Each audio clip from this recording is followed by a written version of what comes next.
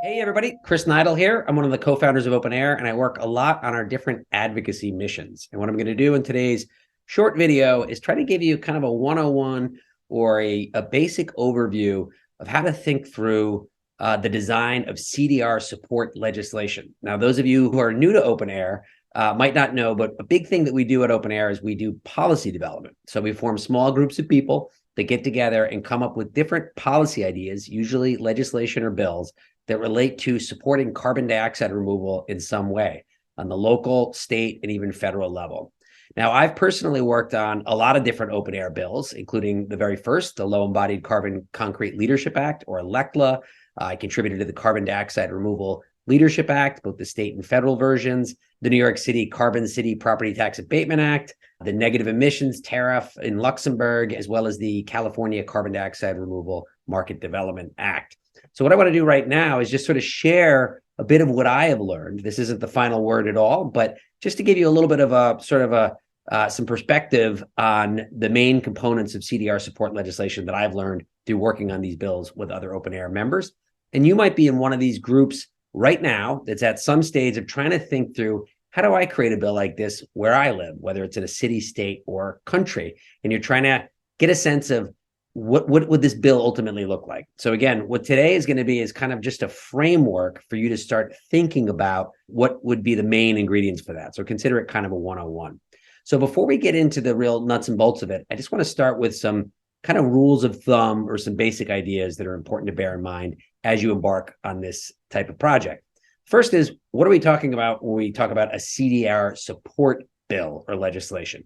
There's all kinds of different policies that are going to be required to make CDR take off in the coming years and decades, from investing in research and development, making a more conducive permitting environment for CDR solutions, intellectual property related things, all kinds of different things. But one category of policy that's really, really important right now and probably will be for many, many years is what we call CDR support legislation. And this generally means types of government interventions that directly or indirectly try to create demand or nurture supply for CDR using often public resources or monies.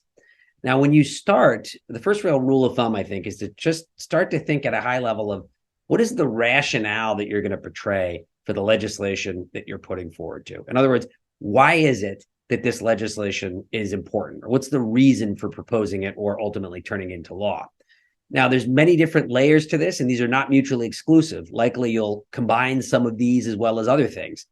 You could start off with, most basically, it's a climate necessity. And any state or place or country that is committed to addressing climate change, we believe at this point, should really be incorporating carbon removal as part of its overall strategy. But that's often not enough. You need to put a couple of extra reasons to your policy proposal.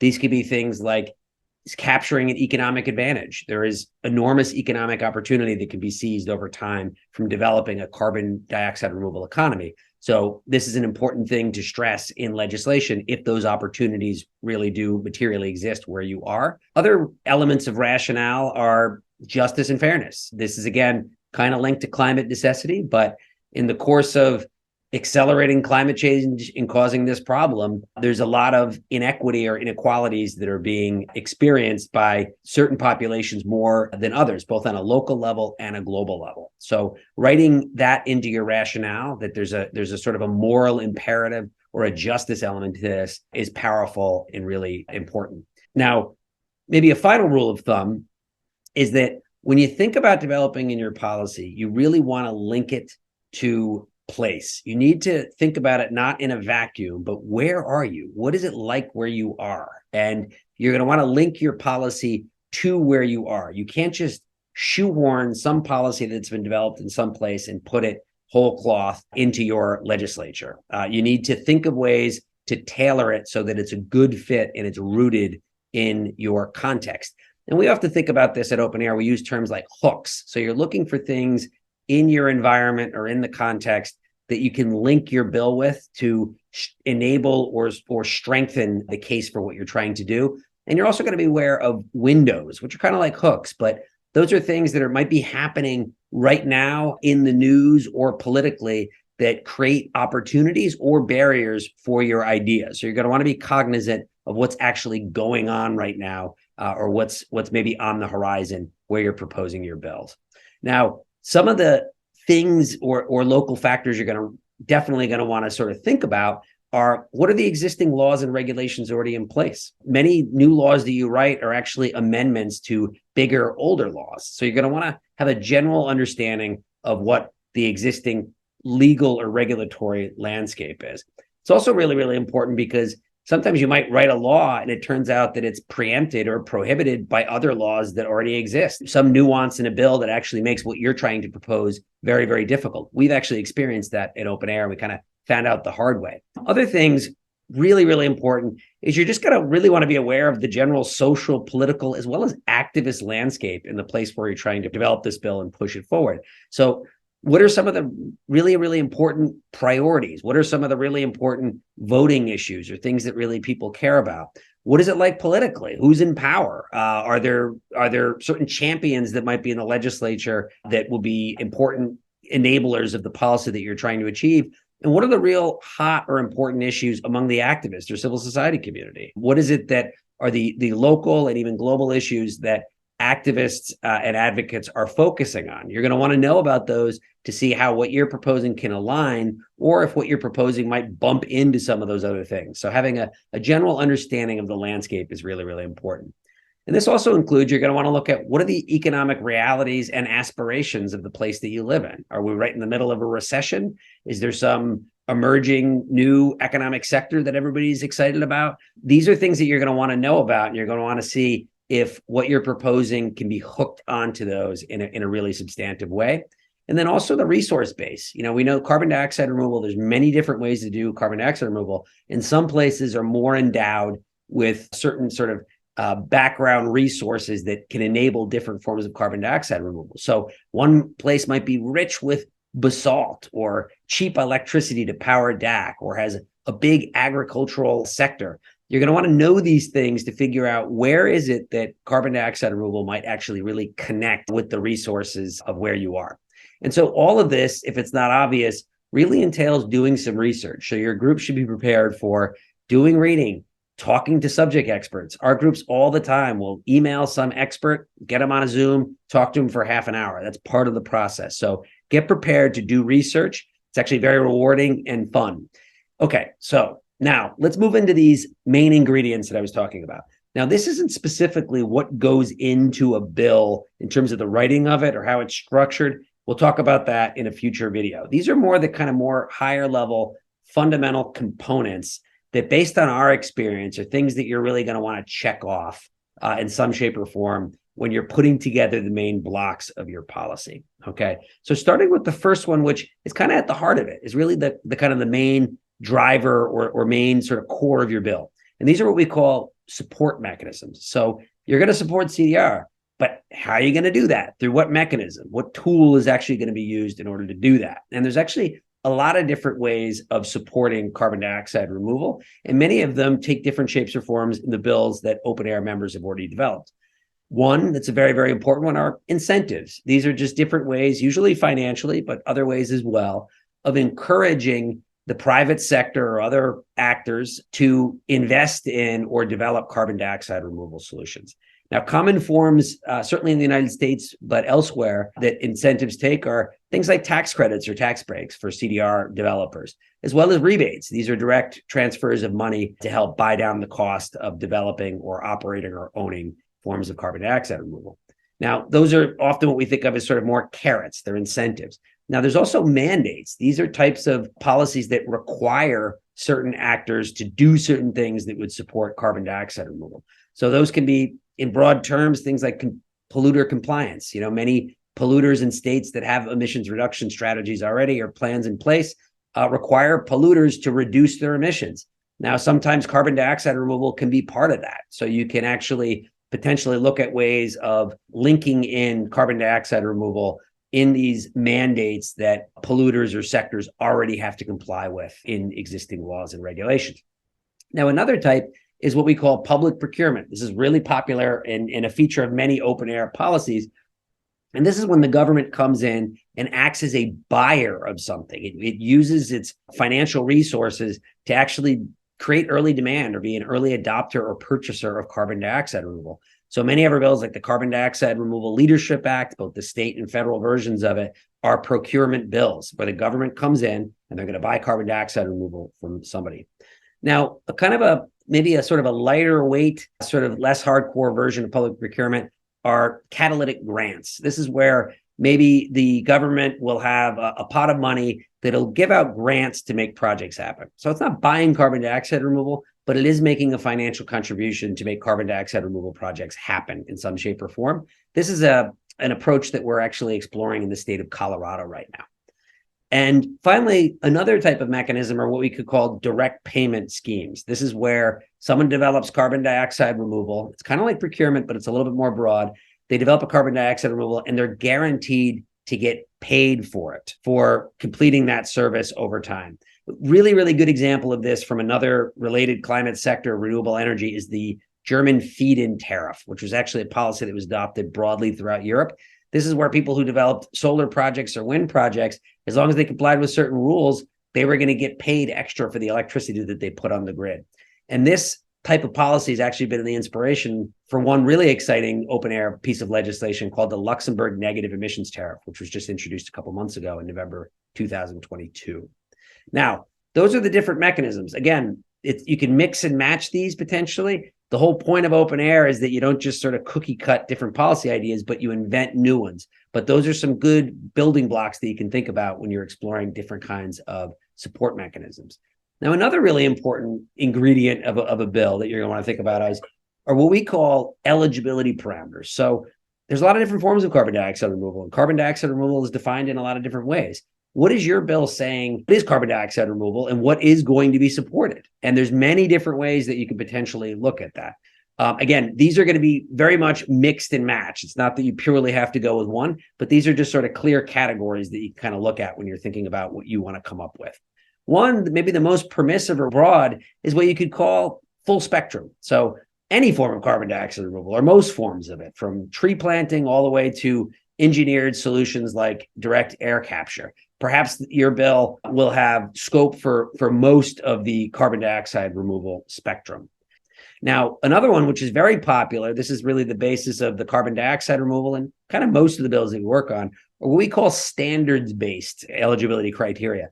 So this isn't where you pick particular solutions, but rather you put some standards in place about what you think constitutes high quality or good forms of carbon dioxide removal that have the chance to make the biggest types of impact. And any technologies that can prove, or projects that can prove that they meet those standards, would be eligible. So these very common standards that we think of when we think of carbon dioxide removal are things like durability and permanence. How long will the carbon be removed and stored for? Do you want to have a bill that says, okay, 100 years is good, or do you want 1,000, or do you want somewhere in between? Certainly what we call MRV. So this is monitoring, reporting, and verification.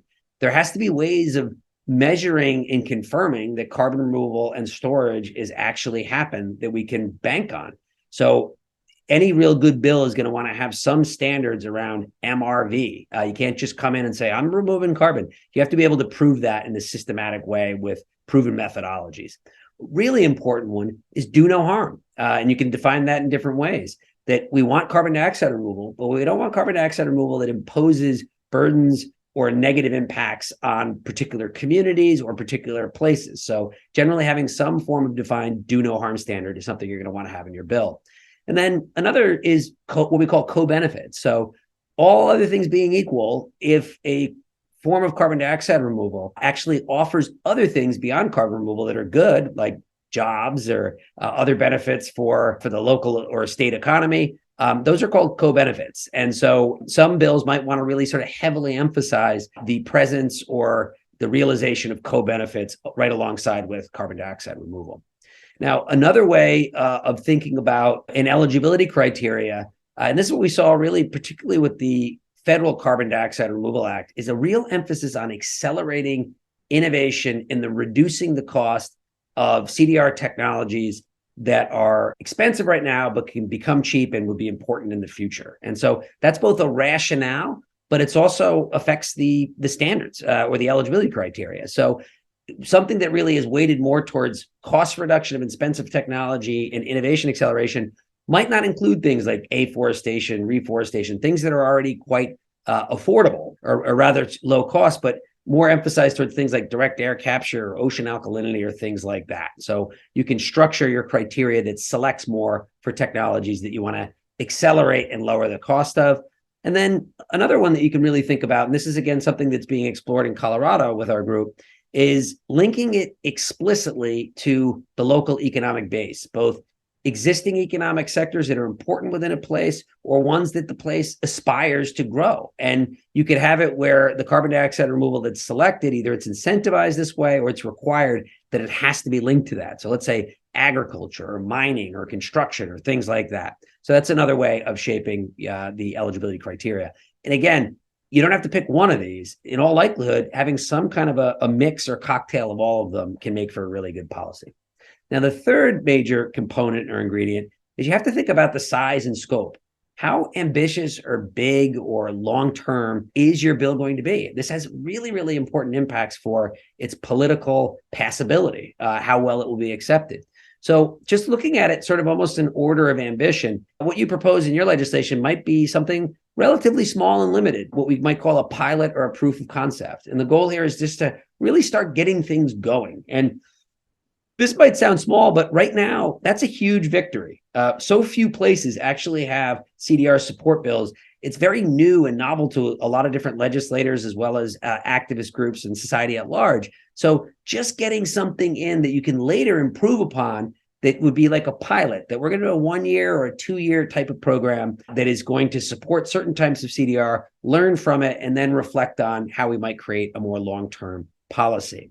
Now, a step up from that is what we might call phase one or first phase policy. So we say, all right, well, we're going to start a program. It's going to have a duration, but it's going to have an end in sight, or it's going to be capped at a certain amount of how much carbon is going to be removed.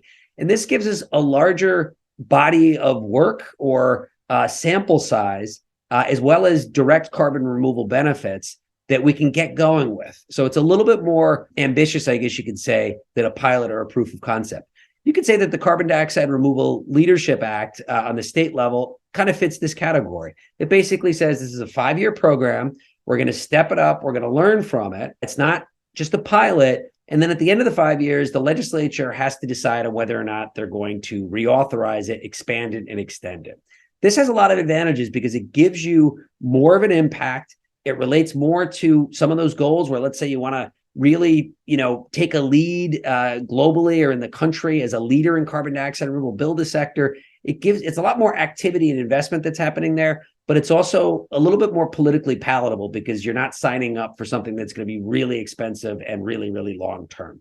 And that leads into the last and most ambitious type of scoping we could call, which is really a long-term integrated program where you're saying, no, we're gonna put carbon removal into our overall climate plan. And we're going to think about it in the same timescales that we think about things like adaptation and mitigation. This might be from here to 2050. This is what we're going to do with carbon removal. You could say that the California Carbon Dioxide Removal Market Development Act is kind of like this because it integrates the CDR really into its long-term net zero plan. The state wants to get to net zero by 2045, and it comes up with a way of over time ramping up carbon dioxide removal vis-a-vis that goal. So that's definitely ambitious. And certainly if you can pass that, if the political opportunity is there, that's an excellent route to take. But you're going to have to do research and feel things out in order to assess that. Now, 4, critically important. You won't even be accepted into a conversation if you don't have at least a basic sense of what this is. And this is how you're going to fund this program. And what's the fiscal impact, or what's the impact to the taxpayer going to be from this? And there's different ways to really look at this. And these really correspond to the scope of your project. How big of a project are you proposing? If it's a quite small project, it's possible that it could be just funded through sort of a general fund or the tax base, not necessarily a specific program or source of funding. But these would be for really, really small types of things where you can sort of find money, underneath the sofa. So this is more appropriate generally for smaller ambition types of programs. Then you could also look at where are there existing dedicated funds. Some states like Washington and California, and there are others, they have money that's coming in that's climate related. They've already dedicated certain amounts of money for climate investments. So your bill could say, all right, well, we're going to take a part of that. That's what we're doing in Luxembourg with the negative emissions tariff as well, is carving out a little part of an existing fund that already exists. We're going to say this part of it is going to be for carbon removal. That's going to fund our program. Another way to do it, and this is kind of like what California is proposing as well as other places, is polluters pay. If there's already a mechanism in place where polluters, if they're not, directly reducing their emissions, if they have to, do carbon offsets or, things like that, then you can say, okay, well, we're going to fit carbon removal into that. That's actually something that we were originally contemplating in New York as well. So that is where there's a direct line between the emitters and they basically pay for the program. Another way to do this, and this is where we've landed with the Carbon Dioxide Removal Leadership Act in New York and looks like in Massachusetts, is to repeal tax breaks that already exist that are sort of anti-climate or perverse at this point. And from the repeal of that, there'll be additional revenues, and those revenues will then pay for the program. So in the case of New York and Massachusetts, we're looking at, can you do a repeal on aviation fuel, which is a win for the climate by itself? And it's appropriate because commercial aviation is actually a really difficult to abate form of emissions that really do require some carbon removal in order to net them out. You could look at other things too. Are there gas tax? Are there things like that that could be repealed that would create an additional source of revenue that could be used to fund the program?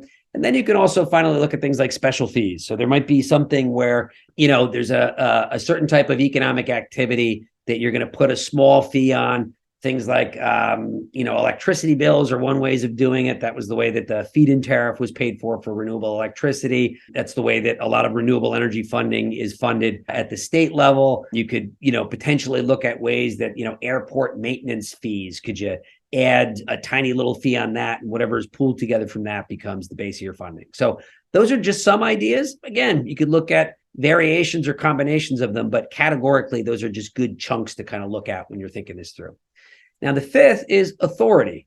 You put a bill together and it's going to get implemented. Somebody has to do it essentially or oversee it. So who are you selecting to actually be the implementer or the overseer of the program on the government side? And so very commonly, most of our bills, there's obviously a direct role for government departments and agencies, the Department of Environmental Conservation, Department of Energy.